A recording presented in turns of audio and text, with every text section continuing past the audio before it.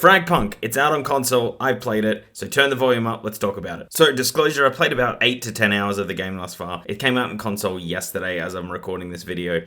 It's been out on PC for about 6 weeks. What is Fragpunk? It's a 5-on-5 hero shooter, very similar to Valorant or Counter-Strike if Counter-Strike had heroes with abilities. The gunplay itself is pretty tight in the game, not like Counter-Strike where it's like one hit, but the time to death is quite small. And overall, you're heading to an A or B site to plant a bomb, or in this case, a converter, because we can't use the word bomb. I guess it's trademarked by Counter-Strike. And or you wipe out the other team to win. That's pretty much it. The standard game is best of 7 rounds of that. So you just go around, either wipe out the team, get wiped out, or drop the bomb, or have the bomb defused. Those are the 4 different ways to win or lose in the game. The time can also run out if you are the defending team. You can win that way or lose if you're the attacking team. And that's roughly the game in a snapshot. I feel like it's been a done method for quite a while. And I don't get, if you're on PC, why you would really like this game. But on console, there's not many games like this. There was a Counter-Strike that did come out on the Xbox many moons ago. But outside of Search and Destroy on Counter-Strike, or those sort of, not Counter-Strike, Call of Duty, outside of that, there really isn't too many of these games. Every now and then they might have an odd game type in some Call of Duty clone that's something like this, but nothing that's got that real 5-on-5, 6-on-6 A to B site. And then when you add heroes with hero abilities, and the guns are quite snappy as well, it's a pretty good game. It has been dumbed down a little bit from Counter-Strike. So Counter-Strike, you earn money and then you buy guns and you go through that ways. In this, you earn shard points, and the shard points can buy cards, and cards affect the game. That's its big crux. At the end of every round, you collect shards, and then you get them to get cards, and the cards affect the gameplay. There was a game once where everyone just had knives, for instance, or they might have really big heads, or headshots might not do as much damage for them. It's either a positive for you or a nerf for them, and then vice versa. They've got some card that they're spending money on. And it is this real give or take. Do we save our shards for the next game where we might be able to load up and win a round if you've banked a few? Or is there a card that's really too good to pass up that you need to be able to get to be able to counter whatever their card is? It is a bit of a to and fro on that side of it, which I really do enjoy. Yeah, there are 13 maps in total to play on and 13 heroes or lancers to play with. Every gun type, like sniper rifle, LMG, SMG, pistols, they have 2 different versions of them in the game. There's also 4 different pistols that you lose the sights from the pistol, but you gain a grenade launcher or a Molotov cocktail or a flashbang. So that's a really handy piece of equipment that I found out pretty later in my run of playing. I've been using the Molotov a lot lately, and it has been doing a lot of damage when people come around the corners, especially in a group. It really does rip people apart. The Lancers, or the heroes, they have all sorts of different abilities. Some are very good at attacking, some good at defending, some a bit of both. Some are good at fast play and really rushing in, or the others can be very good at being opportunistic and picking players off. Some have invisibility, some set traps, some do healing. There's a fair bit of variety. I don't think there's a character that's severely overpowered. There's one that gets a rocket launcher. I would have thought that was quite bullshit, but I usually find that whoever goes that character usually just gets wiped out immediately. There's usually much better characters out there to at least stem the flow of play. I find even attacking with players that have traps will stop the defending team swarming you in a rush. If there's a chance that, maybe a player goes down and the two other players with them might be in a vulnerable spot, just having something down there will just stop that team wipe that could really cost you a nice easy round for them. So I did say it was a best of 7. That was a lie. It's actually 6. And then you play something called Duel, which is 5 1v1. So it's effectively 1v1 shipment, bro. But the way it works is it still has a bit of a team aspect in it. So player 1 and player 1 will fight each other. Whoever wins that, player 1, say from the blue team, stays alive. They then fight player 2 with whatever health they had in that first matchup. So if someone goes on a bit of a run, they can really just tear out the rest of the team. It's quite fun. I've only got to do it twice because most games have, just because there's so much of a skill gap right now with people that picking it up, barely playing a shooter, and people picking it up, not knowing the maps and everything, but they played a lot of shooters, and that's my case. So Yeah, there's a bit of easy pickings in the game thus far. So yeah, that's yeah. So there's rarely that we're getting the draws. There's a map that seems to repeatedly get draws just because I think it's a lot harder to defend on. So I've noticed that was just, yeah, 3 wins to attack, 3 wins to attack, and then that's happened twice now. Ranked mode. It takes to level 30 to unlock ranked mode. I don't get why games do this at the very start of a launch. Especially when ranked can't be crossplay, you've got to play on console. You can't play with PC players. I don't understand why you would level cap it at such a high level for when everyone's quite new to the game. I get it maybe after a few weeks, but yeah, like everyone's just got into it, and it just meant that it was really slow matchmaking when I finally got to level 30, and boy howdy, do they make that painful from like level 25 onwards. It's really slow to get up there, and I just don't get why games do that. Like, just, I think, it should be a level cap, or maybe if you have a few games where you're getting this score or this kill death ratio, hey, we'll unlock it for you.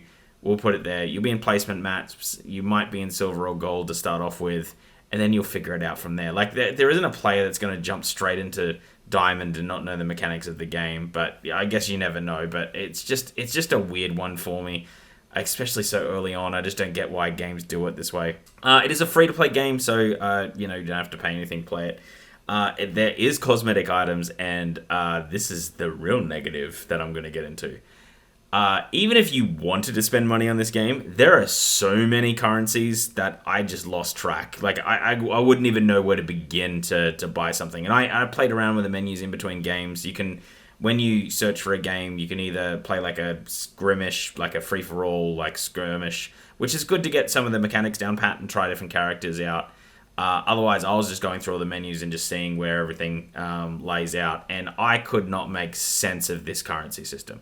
I saw about 9 different currencies. It's like a ranked currency, and like this premium currency, and then it's like Fragbucks, which are, like V points or whatever they are at Fortnite, and then there's another currency which was like in the middle, and I still can't figure out what that was even for. And then there's gold, and that's what you buy the lances with.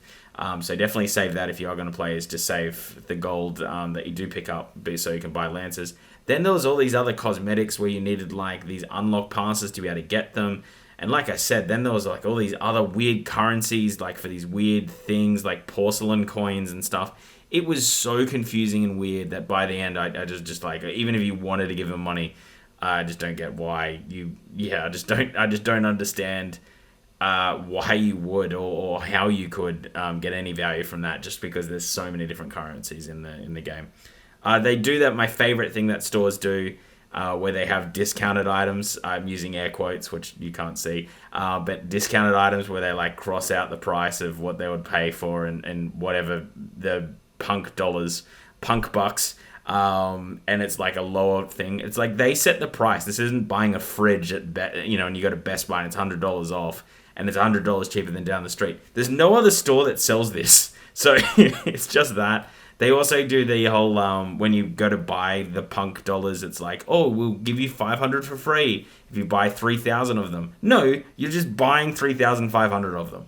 There's no free amount here. Like, that's never changing. I just love those stores. It looks like to really unlock anything, it's like $20 or $30 Australian, which is just wild. I did see there was one gun there that was just 99 cents, but everything else seems to be, hey, this is $20, this is $30. It's weird currency amounts, and then you have like 300 left over of the punk dollary dues, and then obviously then you're going to buy more to then get the other things. So yeah, like I just don't get into any of those cosmetics, which is a shame. Usually I do like to games like this a few bucks, especially if I've played it for more than 10 hours, just to, give something to the developers. In this case, like, I don't understand the battle pass system. There's just so many different currencies that I just wouldn't even know where to begin. So I won't be buying anything anytime soon, at least. The gunplay, super snappy. I really do like it. There doesn't seem to be too much of an auto-aim feature. Definitely, if you're not the best at shooters, this game will kick you in the ass. Like, this game will not be fun for you. There's just too much going on. Anyone that is quite good at shooters will probably gravitate to this game on console just for a little bit, at least until some of the more hardcore ones and the extraction shooters and those sort of things launch a bit later on. And it's been a bit bleak on shooters lately, so I think you're going to see some pretty good players jump onto this, especially in the ranked game modes. In saying that, don't get frustrated. Like, there's going to be games where you pop in with 5 players that are all on the same team that are just going to wipe you. Games are over really quickly if that happens. Bing, bing, you're in another game, and, you can just go back to having fun. So sometimes you just got to bend over and take it. It's just what happens in these type of games. But I found ranked to be quite good for myself. But I'm a sweaty sweaty little boy, so I need that competitive edge in those competitive games where I know there's a bunch of people that don't really like that. It does take a fair bit of time to understand everything. So my guess would be pick a few characters, try understand what they do, use the skirmishes as well to try burst out a little bit more out of the repertoire. But the more you play, you'll get killed by something. You'll be like, what was that? And then you'll start reading on that character and you'll start figuring it out. So by the time, like I said, I'm about 8 hours deep now, I've got a pretty good understanding of what every character does. I haven't unlocked every character, but I know what every character kind of does. I know all the weapons to watch out for, what the way to deal with certain fights. If I see someone with maybe a shotgun, I know what range I need to be at. Sniper rifles, I kind of know where you don't want to be peeking and just get shot. You want to do certain different things to them. So you figure out the game pretty quickly, and then it starts to become a bit of a meta cat and mouse game, which is quite fun. And then maps, there's so much variance on the maps and so many different paths that there's a lot of fun to be had here, and no two games seem to be the same, at least that I've found. I find teams really do start to react and start to do things differently. The one thing I would say is there is no team chat in any of this game whatsoever. It's wild. I have not heard anyone talk yet. I'm 8 hours in, and I talk every game just to say where I'm going at the start and say, hey, I've not heard anyone respond back to me. So that's a bit of a worry in what it will be a pretty competitive shooter when you get into ranked. Maybe as I start playing with more sweaty people, because I've only just unlocked ranked, that might fix itself. So overall, if you want a shooter on console, I would go pick this up. If you're on PC, look, you got Valorant, you got Counter-Strike, you got so many other games that are way better than this. Maybe you want to play with a friend that's on a console. So if you're on PC, I'd skip this. If you're on console, definitely check it out. It's free. It's free. Go check it out. If it's your jam, it's your jam. If it's not, it's not. But there's not really much else going on at the moment, so got really nothing to lose. Anyway, that is the whole video. That is my first impressions of Fragpunk, Punk game. If you did like this video, hit the subscribe button because that really helps us out. Otherwise, hit the like button. Comment down below if you played it. Are you interested in playing it? What are your thoughts? Yeah, that's pretty much it. I'm going to edit this. I just got a play code for Arc Raiders for the playtest that's happening for the next few days. So very excited about that. So I'm going to install that on the Xbox as well. And probably the next video will be my impressions on Arc Raiders, which I've been very excited for quite a while now. But anyway, thank you so much for watching, and I'm out.